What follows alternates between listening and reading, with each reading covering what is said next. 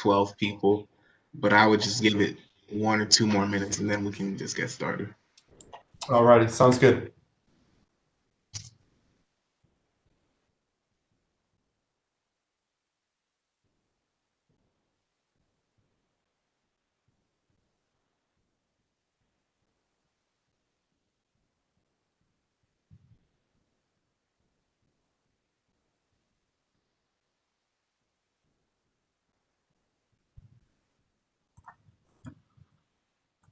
And just a heads up, everybody, you are live. I've got the live stream set up just so that we don't have to mess with it once the meeting starts.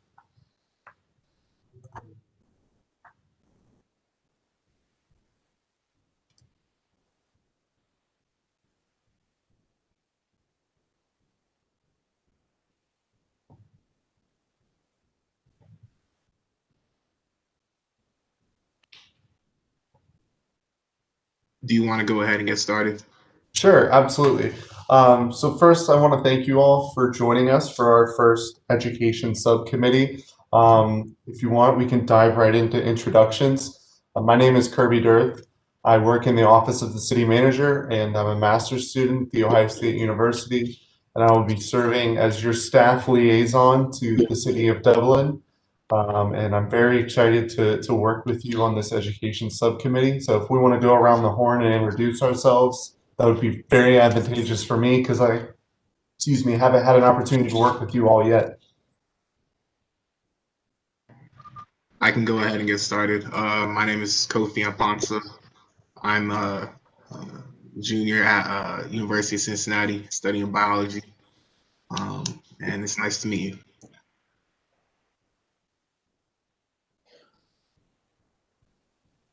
Hi, Kirby. Todd Hoodley, Superintendent for Dublin City Schools. Good to meet you online here, and welcome to the City of Dublin. Thank you. My name is Sylvina Smith. I work for Dublin City Schools as well, and nice to meet you.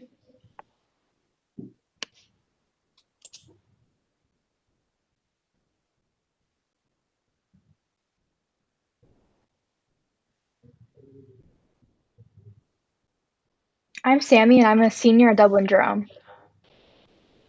Hi, Sam.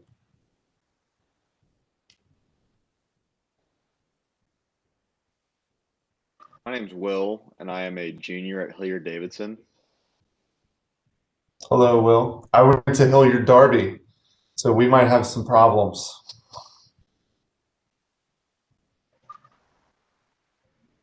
Jamil, are you able to hear now? Able to hear now, yes. Do you want to introduce yourself really quick? Yep. My name is Jamil Robinson, and I go to Dublin Kaufman. Good to meet you, Jamil. Kenny, did you want to introduce yourself? Yes, of course. My name is Kenneth Ganter. I'm currently a good student at OSU, and I'm also working at the City of Dublin Planning Department as a planning assistant. Kenny will also serve as one of your staff liaisons, so if you have any questions or concerns, you can reach out to either of us. All right, well, I appreciate the introductions. Let's dive into it. So if you guys want to start discussing the purpose of the subcommittee, does anybody have any strong feelings or thoughts to start us out? Yeah, I can go ahead and get started. Something I just want to put out there is that the goal for this subcommittee is not to solve all the issues or any type of problem, not to come up with all the solutions for Dublin City Schools within an hour. I want to remind everyone our purpose is to put out recommendations that the Dublin City Schools can look over and decide what they want to do. So that's what I want to say. Kofi, if I could just add again, I want to make sure that we're pointed also that we're a subcommittee of a committee that's been formed by the Dublin City Council, not the Dublin City School Board. Those are two separate entities. So ultimately, any recommendation that we will make will go to City Council. So again, I just want to make sure that we're thinking in terms of our charge is not coming from the schools, but coming from the City Council. Correct. I would just like to support that comment and reiterate that the education subcommittee is named for educating the community rather than addressing problems that may be deemed necessary in education. Obviously, the City of Dublin has a strong working relationship with Dublin City Schools, and we could absolutely have dialogue as to how our partnership could manifest moving forward. But it's important to realize that we are serving Dublin City Council and bound within their direction.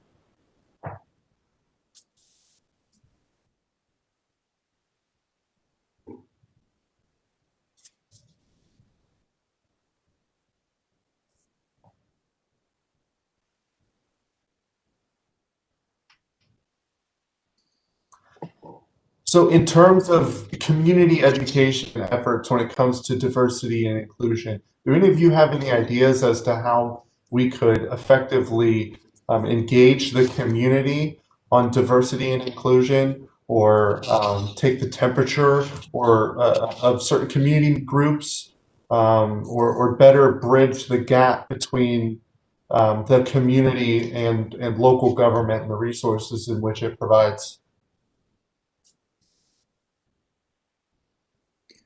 Kirby, I think that's an excellent question. And I think back a couple years ago, where the city really took an outstanding and strong leadership position for the members of our Indian community, when there were some videos that were circulating around that were very negative toward our local population. The city held a town hall, brought a lot of resources together, and I thought really did an outstanding job of creating a forum for dialogue and to just reinforce the support system that our citizens have the benefit just by living here within our city. I think that's a model that could be replicated right now for the various groups in Dublin. It's certainly difficult in COVID to have these large group face-to-face, but sometimes the best way to look forward is to see what's been successful in the past. And I thought that was an outstanding forum that the city led just a few years ago.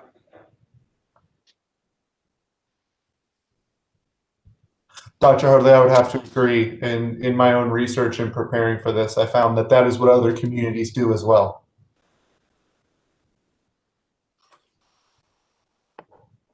If we were to do something like that again, what exactly would that entail? Because I was not aware of this happening 2 or 3 years ago. I can share because I attended that and I had the opportunity to sit on a panel. At that time, our police chief, Heinz von Eckersberg, was on the panel. We actually had the FBI, I believe, that was involved in that time because there were some pretty serious threats, safety threats that were being made.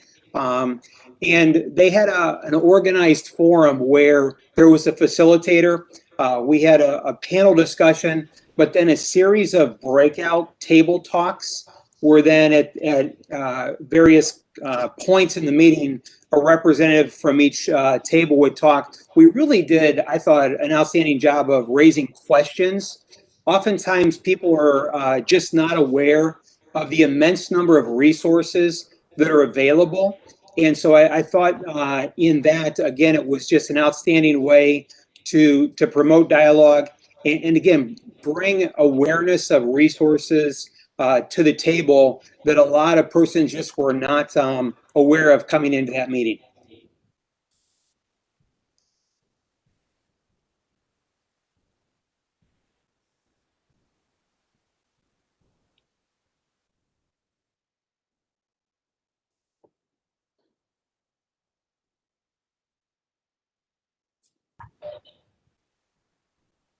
So are there any communities within Dublin that you all would be interested in reaching out to and potentially putting together town halls or surveys or anything along those lines? I know that I work rather closely with the city manager, Danny McDaniel.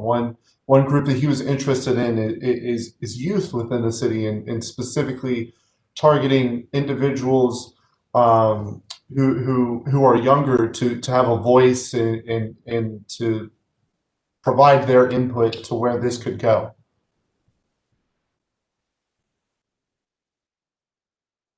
think that'd be a great idea to start. I know, Dr. Hoadley, we have a meeting coming up, so we could probably organize something through that and then bring it back to the subcommittee during our next meeting if you guys would be interested in that. Jamil, I think that's great. I think we're going to meet next week, I believe, and that'd be a great agenda item. And we'll certainly put that on and talk about that and bring some ideas from that group to the table. Kofi, I'm thinking it was you or your brother that really led the Sunday Supper origination a few years ago. Am I right in thinking? And, you know, there's another example of high school students really stepping to the forefront with some outstanding ideas that then took off in our community to create dialogue. Yeah, that was me and two other Kaufman students. The purpose, for those who don't know, it was a dinner-styled event where we brought together various community leaders, and we talked about various aspects of Martin Luther King Jr.'s life, and we had sort of roundtable discussions about various topics. It was a very great event, and it's still continuing. Obviously, this year it couldn't because of COVID. But when you talk about town hall type events, that's something that can comes to my mind.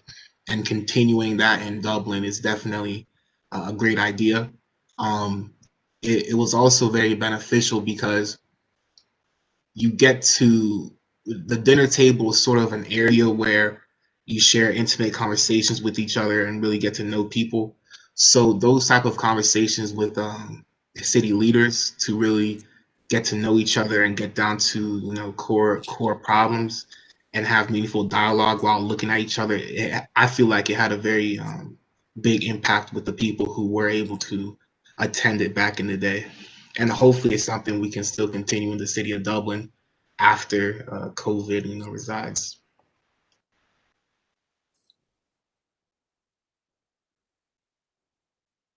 How are all these events being promoted? Like, how would a town hall or the Sunday supper, like what platforms? I think that's the key, is to reach the entire community, the few that follow the Dublin City Instagram page. I know personally from my experience within the city that those type of events get broadcasted through our social media. Our communications department does all that they can to make sure that they sound the alarm around the community that this is something in which residents can attend. I have something to share. I check constantly the social media of Dublin City, and I have a Facebook page for the community that I assist, or that I educate, I would say, or that I help with, and every event that it could be interested to them or that they could want to participate. Many times I copy the event or I share the links into that Facebook page, and I get response from parents sometimes, about the times, or I get feedback from them.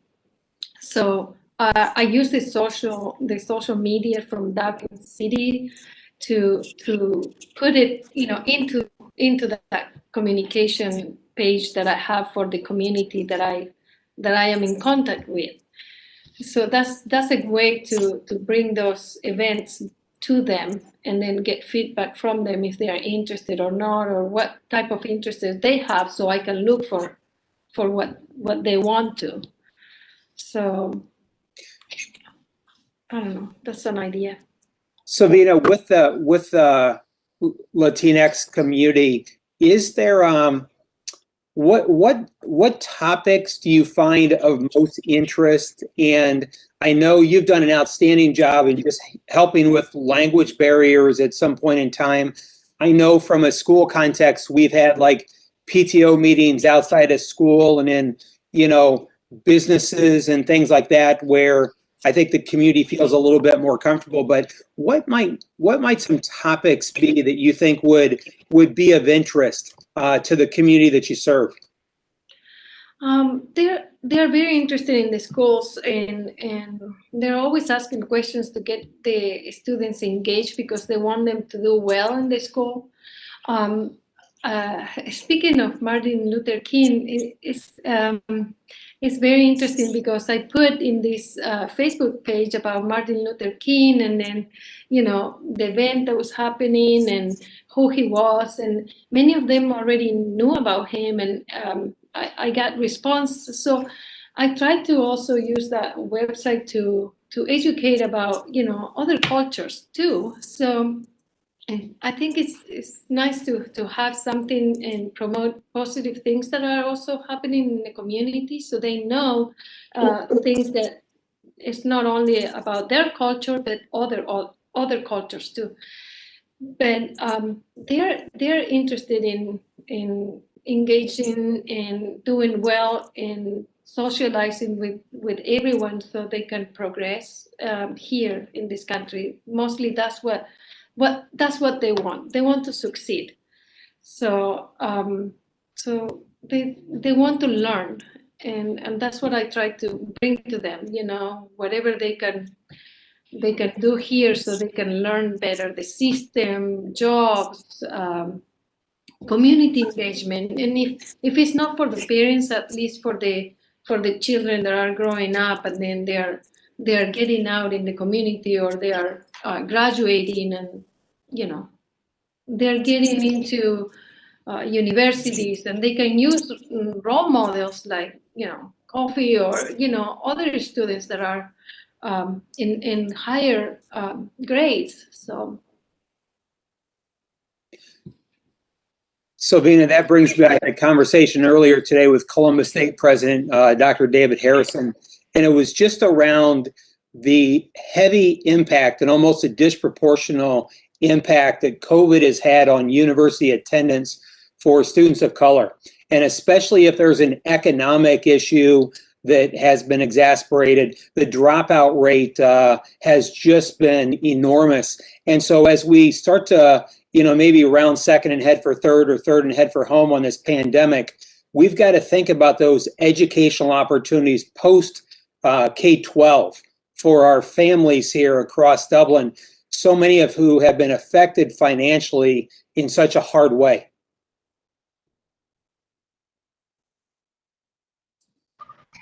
Also, I would like to contribute to that. I know the Dublin Library occasionally has like some type of book club. It's not really a book club, but they talk about a specific theme in a book. What I was thinking about is if we could sort of centralize and use the library as a spot, a position, or whatever, to really almost monthly conversations with different, you know, cultural groups. So for one example, Black History Month, let's say at the Dublin Library, there'll be one day that month that is centered around, you know, historical civil rights leaders, and then another month could be talking about the Latinx community, and then the next month we could be talking about the Indian community. Because I was thinking about the Indian town hall, and I was wondering if, you know, the Indian community in Dublin wants, you know, something more than just a one-time thing. So while I was thinking about this, I think it'd be a great opportunity to really use the Dublin Library to our advantage, using it as a central, almost like a central location, or like a central organization almost, that is specified in hosting these type of conversations. I don't really have the details, but I think that would be something great to think about. I wrote it off to the side. If anyone wants to comment on that, let me know. Kofi, I think those are some great ideas. And just listening to you speak, I had two branching thoughts. One, the location point is a great point, but it could also change. We could utilize city events to broadcast the initiative that we're trying to push here and get more eyeballs on what we're trying to do. Also, it doesn't have to be a conversation every time. You could invite outside speakers who are renowned in the diversity and inclusion world to facilitate conversation with the community, or to provide training. and we could really ramp up attention for it through our community events and celebrations. I agree. I think, Kofi, that's a fabulous idea. And if you can remember, and I mean, we've been almost locked out of the library because of COVID, unfortunately, but that's a brand new facility. And down on the bottom floor, that meeting room holds around 100 people. And one of the last events I attended there was actually a group of Dublin students who were leading a TEDx production there that was fabulous. And that place was packed, and we had, I think, live streaming going on in there. So, Kofi, I really like that idea, and I think that'd be an outstanding location. Also, I wanted to add, while I was thinking about the library, I also thought of one of the challenges. Not a lot of people are aware of, whatever programs the library will host. And also, I thought a benefit to almost centralizing the library is we could recommend that the city of Dublin sorts of points people's eyes and directions towards what the library is hosting. City of Dublin recommends that, whatever types of businesses, if you guys are interested in, this type of conversation, the library does that. So I feel like that will combat people who aren't really aware of what the library is hosting, because also I do agree, like the library is very new. It looks very good. So we should really take advantage of that.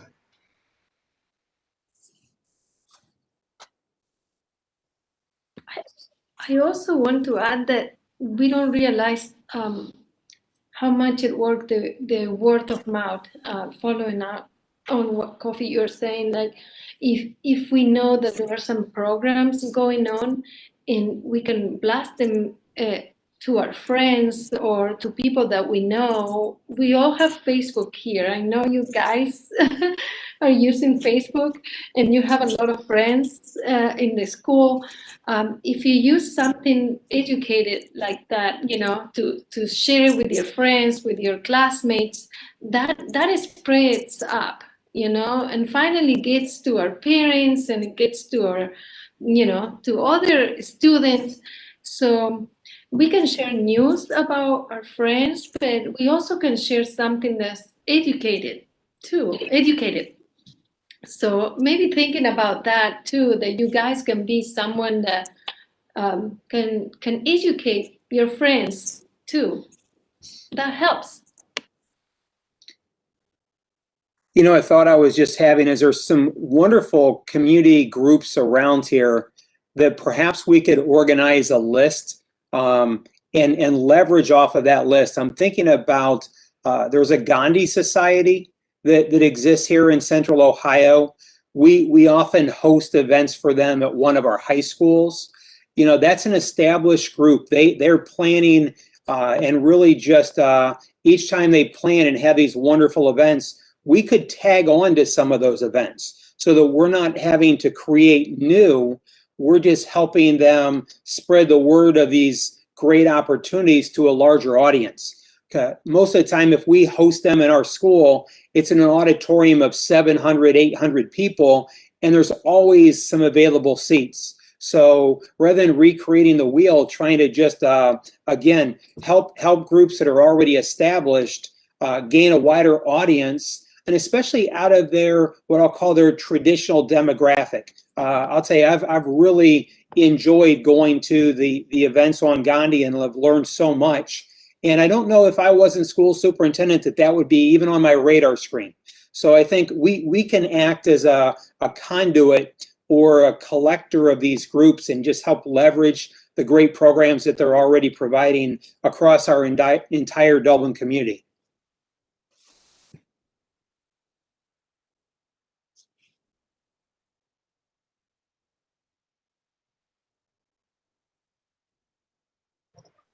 I just want to say I like that idea a lot. Just so I have you clear, pretty much saying how City of Dublin don't really have to worry too much about creating events, but there's already community organizers within Dublin.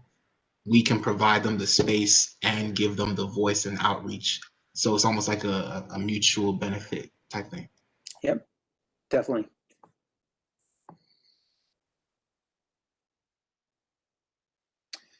Will, I'm wondering, you're representing Hilliard, but you live in Dublin here, so you're kind of spinning two worlds. Are there things that we may be missing in what I'll call Dublin, our Dublin school focus, that you guys are doing at Hilliard that you could share with us? I'd love to learn and really leverage off what may be happening, in Hilliard schools. I'm not exactly sure. I'm not sure what we've all done, but just this past week we had Inclusion Week, and then every day they would have around like third period, they would have 20 or 30 minutes where they would go around and we have a discussion about inclusion or about, or that teachers would like lead lessons or lead activities. And I thought that was pretty successful, and it seemed I believe that was a district-wide thing. So that's something we could look into doing if that's, especially with Black History Month coming up, we could tie it into that and roll into it like that. Yeah, I'll give Dr. Marshausen a call. I know him well, and I think that's a wonderful idea. And I also think from a city standpoint, the city manager of Hilliard used to be our assistant city manager here in Dublin. So Michelle Crandall and Dana McDaniel, and just the linkages there probably allow us to have an interesting partnership and expand our reach. We've done some nice things, school district to school district with Hilliard. We brought in Kate Fagan, who is an ESPN sports writer a couple of years ago, and partnered between districts. Maybe there's some partnerships around the city between Hilliard and Dublin, since we have this overlap that we could do or explore as well.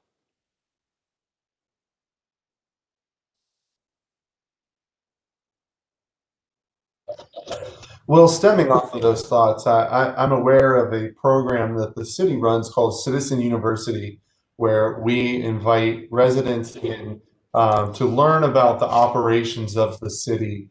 They have time with the police academy, they have time in the service center, they get to run through City Hall, and there's a lot of education pieces to that. And I would be remiss to say that that is a great opportunity to train residents on our diversity and inclusion initiatives, what we're doing as a city, but also implicit bias training and demographics, understanding the demographics of our city. So that could be an opportunity that the subcommittee could explore as well.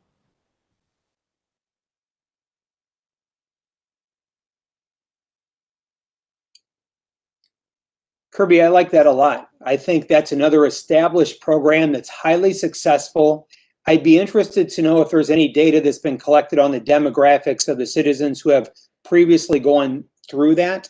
And again, there may be a way that we can expand everyone's knowledge about that opportunity.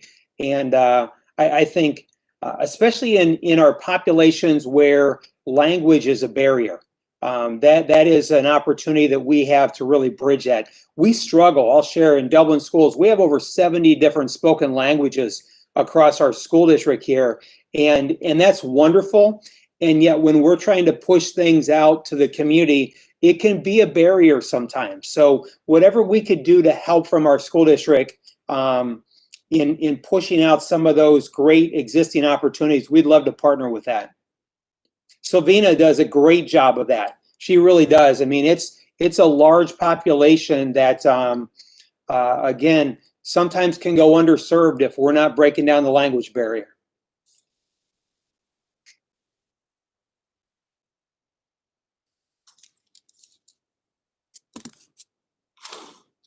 Like that idea about breaking down the language barrier in like different areas, but is there like any specific way or like thought that we have that could help do that actually? Savina, can you share some of the things that you do just when, I mean, and this is just for one of our 75 different languages, but can you, because you have a lot of different ways that you go about this. Yeah, I do a lot of translations for patients, for parents. There is a lot of information that Dublin Schools offer, but mainly are in English. So I do a lot of translations for them, so they understand what they need to do, and I use a lot of like communication with them. I try to let them know, how it works. So I explain them, the steps. So I know not everybody can have the skills to explain in different languages, but if we have documents that we can translate and then, they know what to do, or if we have a community event where we can invite people that knows 2 languages. Let's say that we have an event where we have, Japanese people coming in. If we have bilingualists that are Japanese and they want to volunteer to come in to assist, those people in the community, then they will have people that have those skills, and then they will be able to assist them. And we're not talking about bilingual aides, but there might be parents that speak both languages. There might be staff. There might be students that already know both languages. So the more we offer the community to, to help others, they feel like they're useful. And that's what I do with my community. I always make the students feel like they are assisting me in helping others, and they feel like they are part of that system, that they become advocates for others too. So and I do that with parents too. I tell them that when they're studying English, they're people that are gonna assist others. So if for example, a classmate or you are learning a language, just free to use it with other students that are in that language group, because they feel like you're trying, and they are going to feel more comfortable in trying to learn the English with you. And that's what I tell the English, students to don't be afraid to try if you're studying another language, because that's how you break that barrier with the other culture too. And that's what I try to teach them. But that's what I do a lot of work with them to make them feel included. And Sylvania, you're a great teacher. I gave a speech to our community in Spanish a couple of years ago, and I think it was about 6 weeks of one-on-one tutoring to help me get comfortable enough to give that speech. But Sylvania, can you talk about Marty? Do you work with Marty at all? Because I think that's a resource that I think would be great for the city to explore as well. Absolutely. Marty is a interpreter on the line, on the phone. You have to work with them to get a contract so you can use it. But it's basically having an interpreter on the phone. So you dial a number and you tell them what language you need, and they will get an interpreter in that language. So you can communicate with that parent or that student or that, that person that speaks that language. So you will have to wait for them to get that interpreter, and then you give them the information, the phone number, and then they will connect with that person, and you will have the interpreter on the line. And they're working on trying to get interpreters on video. So you will have like someone like we are having now, but then the interpreter will be there, so you can have it on the video. But Marty is busy right now too, so they're trying to work all the, all the things to make it happen. So they're on that, but it works great on the phone. Marty is used mainly for hospitals. And it has worked for years for the hospitals, so they are well trained, and they know how to get the assistance on the phone. And I have used it not for my language. I mean for other languages, when I have to call other parents in different languages, and they're great. I mean, so. It's a great useful resource to have if you need to use it. And I know some people get a little, I'm not going to say scared, but they don't know how to use it. But people is people. It's like talking with any of us, and then you just tell them and follow the steps, and then you talk with people on the phone. It's just like having an intermediator. Yeah, there's so many ways or so many things that act as a barrier for our citizens, our parents, our students to participate in all the wonderful activities that we have. And ultimately, I think we want to engage in higher and deeper levels of conversation within our community, around social justice, around racial equality. And there's so many barriers that can act, and language is one of many. So I think as we look at recommendations for council, we want to think about languages. We want to think about the various race or ethnic groups, the different activities that already exist here. And I think if we can help just identify the barriers, the obstacles, then we can start chipping away at some of these obstacles. And that's ultimately what's going to make us a more inclusive community. Those are some very interesting points. And from the city's perspective, I would be very interested to see what other cities do in this realm to connect residents to maybe volunteer bilingual residents within a community, and what platforms they use to do that and to facilitate those conversations and therefore strengthen the connections within the community. That's something I'll look into over our next meeting if anybody else would like to join me on that.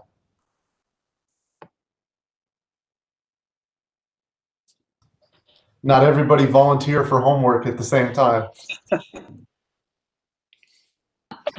I would help. I'm on it. Sounds good.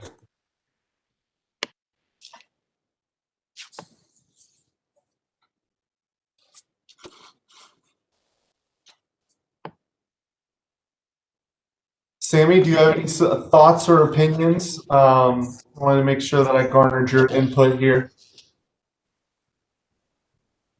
I had a question. So for like the town halls and the Sunday supper, I was just curious how many people like went in the past, like a estimate, I guess. If Dr. Hoadley knows, or. Well, Kofi, why don't you talk about the Sunday supper, because that was really by invitation only, because it was really a sellout, if you will. Yeah, Sunday supper was an invitation only because we had a limited venue. The first year was 150. The second year, I believe, was 130. I do not remember last year, and this year it didn't happen due to COVID. And Sammy, I would guess for the Indian event, which was 2 or 3 years ago, we used the rec center and we had those talent rooms, and we used the whole area. So I don't know that I'm very good at guesstimating on a number, but I can just tell you that whole space was full, and we had multiple like tables of 6 or tables of 8, and it was nearly standing room only. I can also share like the Gandhi celebrations that I've mentioned. They've been typically at Jerome High School, and it's usually 250 to 300. The lower part of the Jerome Auditorium is rather full, but everything above that second tier is pretty much open. So there's just a lot of opportunity for that to be expanded. If I could also just add, the city has a office of outreach and engagement. Christine Ardecchia is the director. I could get that information from her as to attendees in the past. And if you all were interested as to what other events she has coordinated, or how the city is running the Office of Outreach and Engagement, I'm sure she would be interested in coming and briefing all of you and having this conversation. Kirby, I'd love that, because I think there's so many opportunities, but there's probably some that I'm just missing. I'm wondering, there's a great, and it's usually in February, an event at Dublin Iota for our Japanese population. And I don't know if that's the city or if that is JASCO, which is the Japanese American. I don't know what all the other initials are.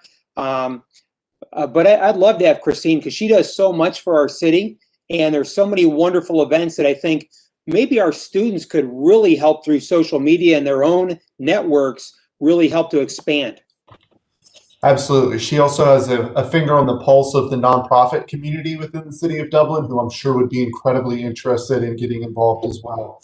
So if you all would be interested, I could absolutely pull her in for our next meeting, and she could brief the subcommittee and partake in a conversation.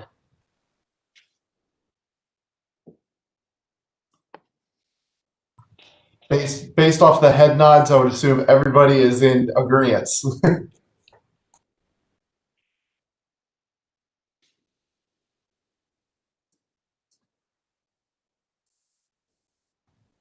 All right, so we've had some really good conversations today. We have about 20 minutes left in our meeting.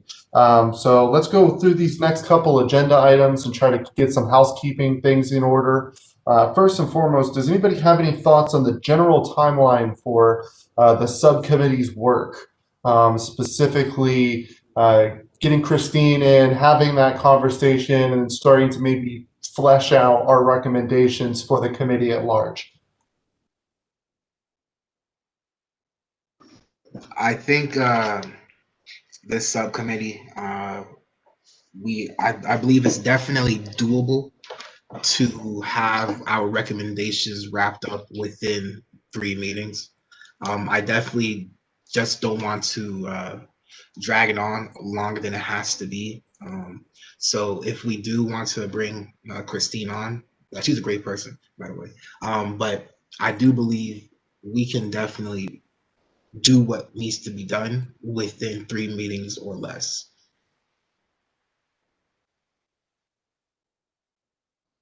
Kofi, I'd agree with that. I think I think at our last general meeting, there's a little frustration that the timeline has been a little slow, and I think we're all geared toward making progress. I'd love to see us have a committee meeting, no more than 2 to 3 weeks from now, getting that next one put together, because I think if we go another month as a committee to meet, and we're talking 2 or 3 meetings, it's just going to take a long time. And I think we're all geared toward wanting to see progress right now.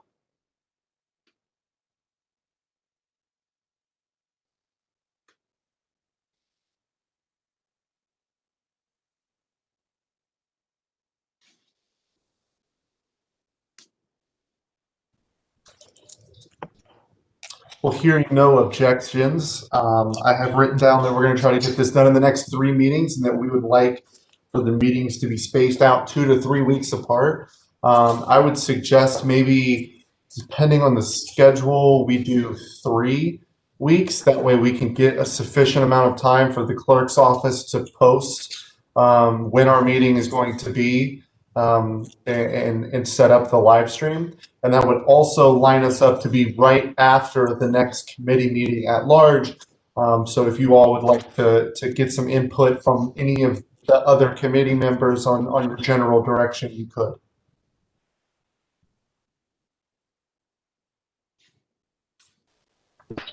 Right, so hearing no objections, we can move. Oh, I'm sorry, did I interrupt?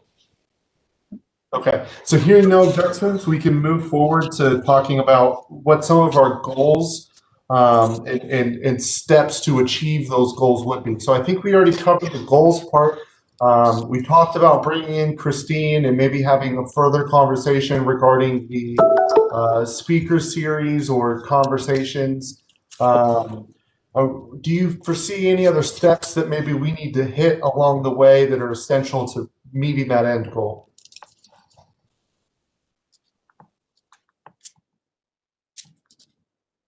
Quick question about like the meetings. So I know that like right now it's cold outside and everything, but when it's like later on, so hopefully like when we get all our like planning out the way, when it's starting to warm up, do you know if some of these meetings that were normally held inside could be held outside when the temperature warms up due to COVID, and then maybe we could have more people like in person, since it's like an outdoor event? That would be amazing. I'm not sure if legally we're allowed to do that, or because of COVID, if we're going to be meeting in person. I would argue that if council is meeting virtually, we're most likely going to be meeting virtually as well.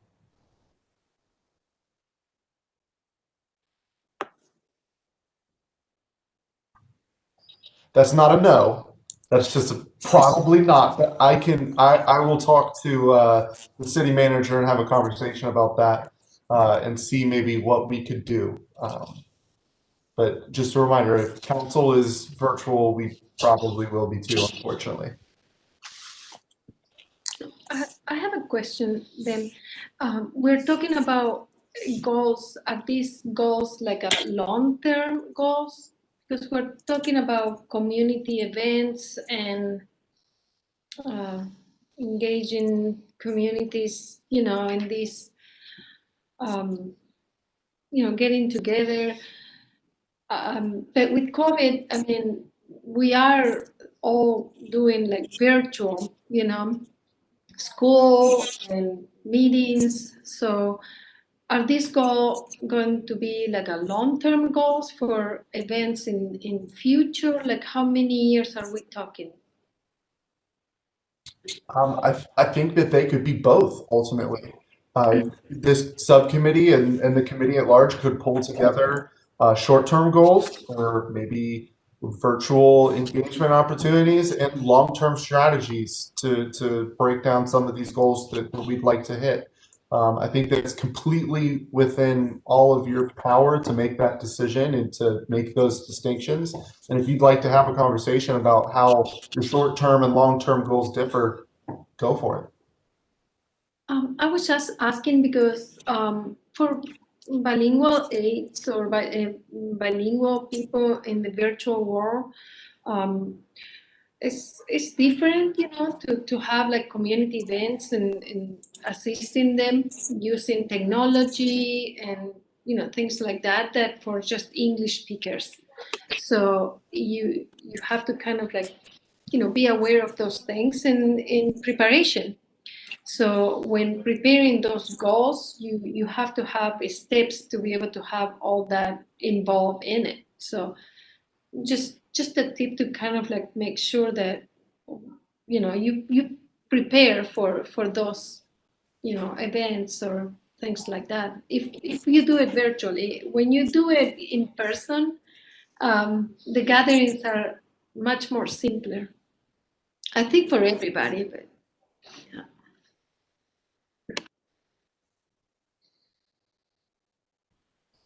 Well, those are some great points, and I think they are absolutely pieces of nuance that could be included into a recommendation of how a program should be formed or what the city should consider when organizing the execution of these goals that you all have put forward.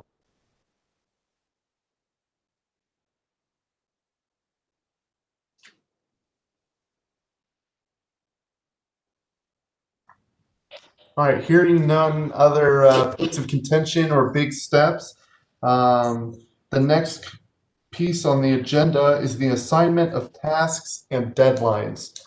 So I volunteered to look into what other cities are doing to organize maybe volunteer translators, and Sylvina is going to join me in that. And we are going to have that, just some notes and some understanding ready for our next meeting. If that's okay with you, Sylvina, I don't want to speak for you, but I definitely can, and I'll work with you to do that. I will also pull in Christine and try to get her on this call for the next meeting within 3 weeks. Are there any other action steps that you guys would like to put forward before our next subcommittee meeting? Is there any research that you'd like to assign amongst yourselves, or anything of that nature?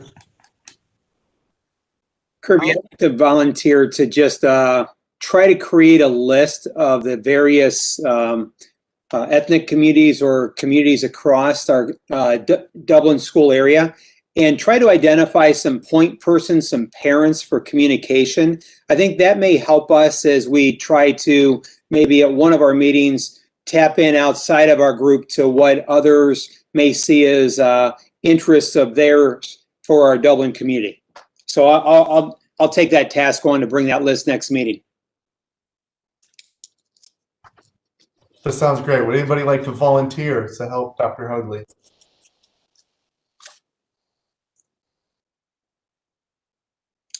I'll rely on our school resources. I'll get it covered there. Jamila, you were going to say something? Yes, I had a question about earlier when you mentioned like getting the student voice out. And I know that through the superintendent advisory committee, I could probably help in a way and do that. But I was just wondering, like, like other than just like the social media and spreading the news, are there any other ways that you guys are trying to plan to get the youth voice out? And I could probably execute that through the superintendent advisory committee. Sure. No, those are some great questions, and I think that's something that we need to look into. I don't know off the top of my head, but maybe if you could dive into what other cities are doing to organize youth and bring that back to the subcommittee, that would be great. Sounds good. Sammy, Will, can I volunteer you? Can I voluntold you to help Jamil on that one, to pull together some recommendations on maybe how other cities are doing a good job with engaging their youth in diversity and inclusion, or anything really? Thank you. I appreciate it. Kofi, you as well, if you'd like to dive in on that. I'm actually thinking of something. It's not, I don't have the steps concrete in my mind yet, but at Kaufman, we have an organization, Jamil knows, Black Brothers United. It's growing each year. And I'm just thinking of how we can continue to let it grow and also get the organization involved with the library and have different BBUs at different high schools almost collaborate on an event at the library, like once every couple months, each BBU collaborates and hosts something for the city. So that's something I'll come back next meeting with that. It's just something I want to figure out some more about. That's a great idea. If anything pops up, can you let me know or like shoot me an email? Because I'm having a meeting with Mr. Tolbert next week, so I can like pass that along to him if you have any recommendations for me to ask him. Yeah, after this meeting, I'll send you an email with my number. Kofi, could you explain what the acronym BBU stands for again? I'm sorry, I missed that. BBU stands for Black Brothers United. Perfect. Thank you.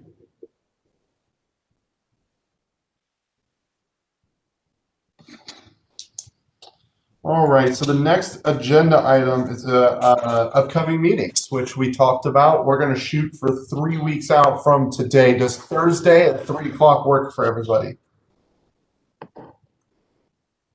All right, and taking a look at this, the 3 weeks out from today, 1, 2, 3, is the 18th, which you all have the committee meeting, I think, the 16th. So that gives you a little time to touch base with the committee at large if you wanted to.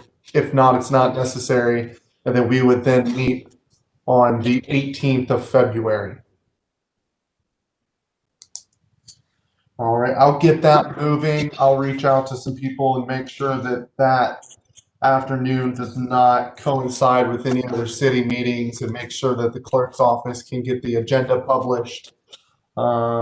And then after that, would you all be interested in continuing that 3-week cycle of getting in and having that conversation? All right, perfect. So that's everything that I have on the agenda for today. Is there anything else that anybody wanted to talk about or touch on before we adjourn?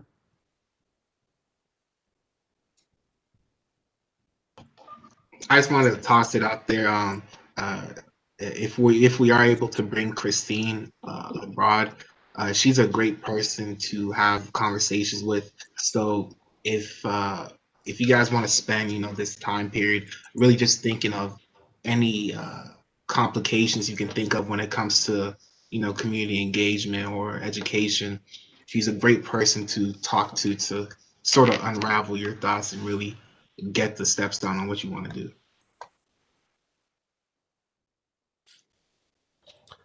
I would absolutely second that. If you ask Christine a question, she will figure out a way to answer it and find you the perfect response. So be thinking of different program ideas or like Kofi said, any roadblocks that you commonly come into with your efforts in diversity and inclusion, and she could absolutely be a resource to you. I'm sorry, can you share her last name again? Nardekia. I will send it to you via email. Thank you. I can send you her email address as well. I'll send everybody her email address. If you have any questions that you'd like for her to think about ahead of time, that's a good way to have her prepared going into it. I might. I am thinking of something, so I would like to kind of like maybe touch base with her. So thank Great. That sounds great. Well, thank you all for taking the time today.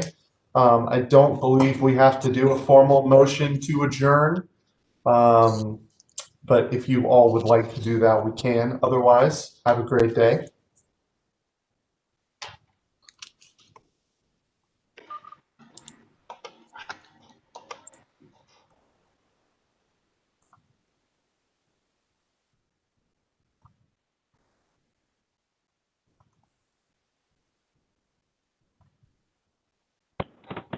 Hey, what's up? Kenny, thank you. Yes, thank you.